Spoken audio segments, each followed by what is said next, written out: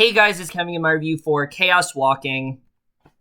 So what Chaos Walking is essentially about is basically we center on this post-apocalyptic, dystopian world where there are no women ever. All the women have been killed, and all living creatures that are left are able to hear each other's thoughts to the points where, they hear each other's thoughts out loud. They can communicate that way. They're able to project them in images and different sounds and things like that. And they call it all noise. And this is how they've all been living for a while. And then one day, this mysterious ship lands on Earth, and out pops out, what is it but a woman, the first woman to be on this planet in a while. And basically when our main character Todd Hewitt first discovers this woman, he now has to decide what exactly he finds her, and now he has to decide what exactly he wants to do about that. So Chaos Walking overall, I was looking forward to this movie. This is a film that has been heavily delayed for a while. It's kind of gotten the New Mutants treatment where,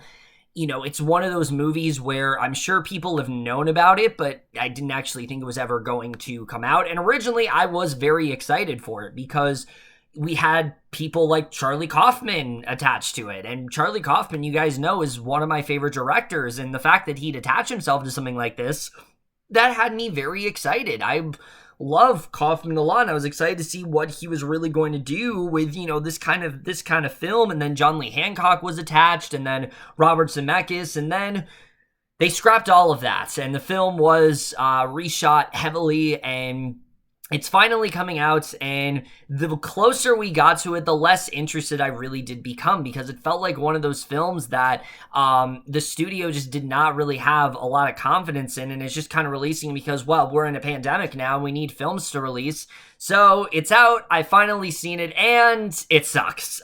Chaos Walking is a really bad sci-fi film that doesn't really do a great job of being anything fresh, anything that exciting. It just feels very generic and been there, done that, and has all the makings of a film that very clearly has been kind of destroyed in the worst way possible. But we're just getting to right now, starting off with the cast. Easily, I will say right now, that's the best thing about this movie. All the cast here is really good. I don't think there's anyone here that gives a bad performance. I think Tom Holland especially is really good here. He's such a likable actor, and he does play this character pretty well. And I was I was overall impressed by what he was doing here. And the rest of the actors as well. Everyone does a good job. Daisy Ridley, Mads Mikkelsen, Cynthia Erivo, even Nick Jonas. Nobody's really giving a bad performance here acting wise, and I think that does slightly elevate this film. But now we get to the directing and the writing, because now we get to the things that really do bring this film down. And Doug Liman as a director, I don't know what's going on with him lately. I really don't, because prior to this film, he has been making some really, a lot of really great films, like, say, Edge of Tomorrow and American Made and, the Bourne films and things like that. And now he did Lockdown, and now he's attached himself to this. And honestly, if you had not told me that Doug Liman was involved with this, I would have thought it's just any director, because there just isn't really a lot of direction throughout this film. A lot of the time, it's very hard to tell what they're really trying to go for.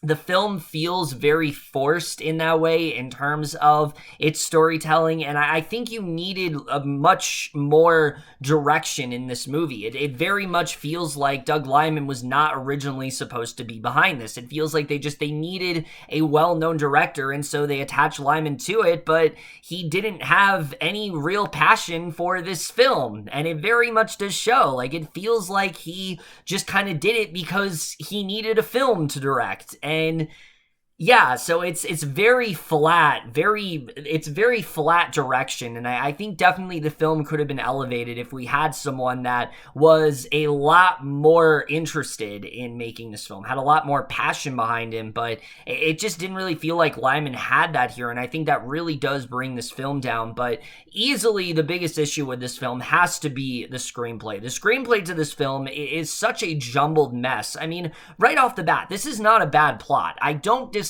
this plot at all. I think it's actually a really interesting idea. The problem is the film just feels so incredibly rushed with the way it tells its story. The characters especially feel very flat. Our main character, Todd Hewitt, which you're never going to forget that name because Holland literally says it as every other line throughout the movie. I am Todd Hewitt. I am Todd Hewitt. I am Todd Hewitt. And it's like, shut the fuck up. Aside from that, though, like, what else do we know about this character? Really nothing. We know that he's someone that is, used to this happening, but he clearly also is missing what his life used to be when he was very young, but he has very, he has very faint memories of that life, and he kind of wants to try to get that lifestyle back. But aside from that, there just really isn't a lot to Todd as a character, and you just don't really care all that much about him. And again, Holland gives a good performance here, but there just isn't much to latch onto in terms of a character. And same goes for Daisy Ridley. Viola, we know nothing about her. I mean, we know that she came out of this ship, but that's kind of it. Like, she doesn't even really have much of a character throughout this movie because a good portion of it, she's not even talking. She's just kind of sitting there, and, you see her, and it's clear that she's irritated by Tom Holland's character, and she does want to try to change things, but that's really kind of it. They really don't do all that much with her as a character. It takes a long time for us to get to know anything about her, and I think that really does severely bring the film down for sure. It also really ruins the chemistry that Holland and Ridley do have, because they definitely do have solid chemistry. They work well together. But the problem is, throughout a lot of this movie, these two are very much pitted against each other. They're not supposed to like each other, and especially because Holland has been conditioned to not like her.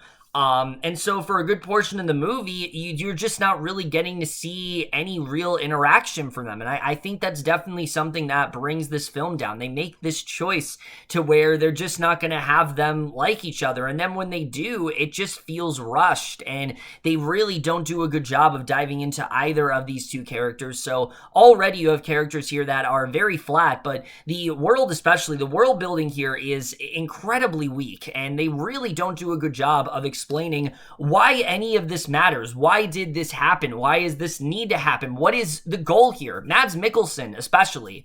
Mads Mikkelsen, one of the best actors working today, is completely wasted in this movie because they have really nothing to latch onto as a villain when it comes to David Prentice. We know that he is obviously has nefarious intent. They don't do a very good job of hiding it. It's pretty much, you're going to be able to tell, I feel from the beginning of the movie that this guy's no good, definitely no good. And aside from that, though, we don't really know what his real plan is here. Why is he doing this? Why did he create this whole thing? What does he really want to do with Viola? All of that is kind of just skipped over, and you're just supposed to be intimidated by him because he's Mads Mikkelsen, I guess. And that's just not enough for me. I needed a lot more to his character, and it's just not really there. And then Nick Jonas, who plays his son, you don't know really anything about him either, other than he's his son and he's loyal. And then David Oyelowo's character as well, he plays the mayor.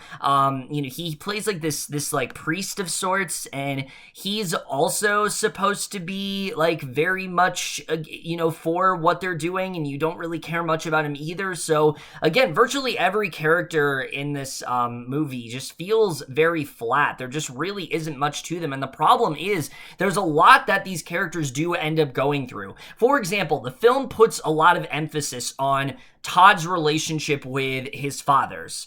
But the problem is in doing, they really want you to care about his relationship with them. They really want you to care about the fact that he's lost his mother. But the problem is, aside from a few scenes, we don't really have a lot of context. So we don't really care all that much. So when a certain event happens to Todd very early on in the movie, I just didn't really feel much of anything. I was like, okay, that happened. That was literally it. That's kind of how I felt. And I just don't think they did a very good job with that at all. So again, Again, the world building here is very weak. Even the concept of noise, it feels gimmicky after a while. I think this is a really interesting idea, the fact that you can hear their thoughts out loud, but one, their thoughts don't actually sound like actual thoughts. It sounds like movie dialogue. Every character is always talking about something important. They're always talking about something that is troubling them. There's never something random that they're thinking about, because let's be honest, a lot of thoughts that we have are very random, so it just doesn't feel very natural. Not to mention, this film has one of the worst running gags I have seen in such a long time. So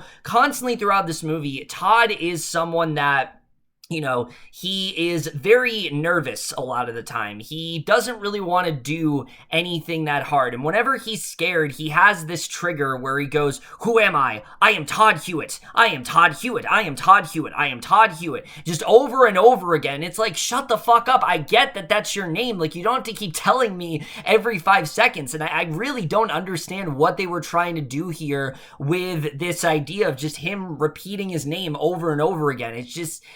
It's just insufferable after a while. And he also like has these thoughts about Daisy Ridley's character, but they don't really go into that either. And it's clearly supposed to be played for comedic relief, but nothing that's being said is really funny. It just feels kind of forced in that way. So again, it's one of those things that I think they really could have done more with. I feel like there was a lot more opportunities with the idea of noise that they just don't really dive into. And I think that just ultimately brings the movie down. So again, there's a lot of things that doesn't work here. There's also just a lot happening in this movie at once. A lot of the time, the plot does reset. The plot that I told you, that's not really the plot of the movie. Tom Holland's character figures out what he wants to do with Viola pretty early on, and there's a whole section of the movie where they end up with Cynthia Erivo's character, and I actually was very intrigued by what they were doing with her. You know, it's kind of like this safe haven for them, but they are there for a little bit and then they just leave and then she's gone. We don't see this character throughout the rest of the movie, and I was very disappointed because I felt like this was something that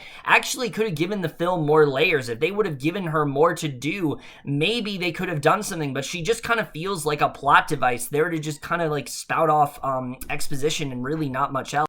So again, there's a lot of good ideas that they have here, but they don't really flesh them out in a way that are compelling.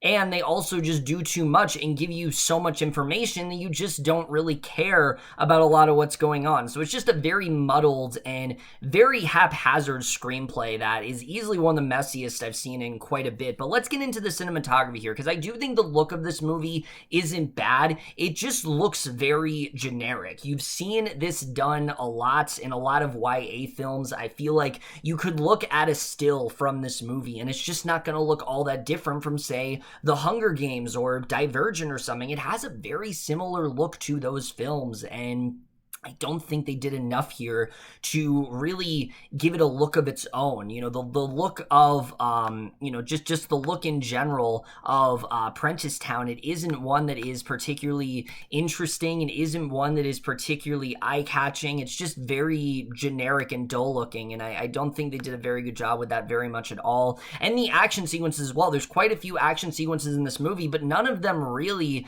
are ones I remember. I can't really point out to you one action sequence in this movie that stood out to me as like, okay, that's something special. That's something that I really do think, elevates this film. There's really nothing like that, and I think that does bring the film down quite significantly. The score here is fine, I guess. There's not really much to talk about there. And the editing to this movie, it's way too short. The film is only 100 minutes long, and it needed to be at least 2 hours. There was just a lot more I think they could have dived into. There was a lot more that we really could have learned about it. And it just feels like in general, the film really rushes through a lot of things that they shouldn't have. And I think that ultimately just really brought the movie down. So again, Chaos Walking as a film, it definitely has some good ideas in there. It has a very talented cast, but it is so muddled and so unfocused that it really just annoyed me after a while. It's a blockbuster that I honestly shouldn't be surprised turned out as bad as it really did, because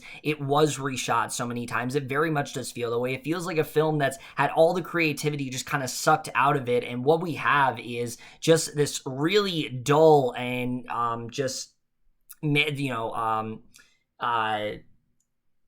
fragmented mess of a movie that doesn't really seem to have any real direction of what it wants to do. The way it ends especially, I have no idea where they want to go with this series. I don't think it's going to go anywhere because COVID, pandemic, it's been delayed so many times. I don't see this being a movie that actually builds a franchise, but let's say they wanted to. I don't even know what they really wanted to do with this movie. I don't know where they really want to go with it. Chaos Walking overall was really bad, and I am going to give it a D+. But over, guys, in my review of Chaos Walking, let me know what you guys saw this movie. All loved your thoughts, and we'll see you guys in my next video, and we'll see you guys for that. Okay, bye.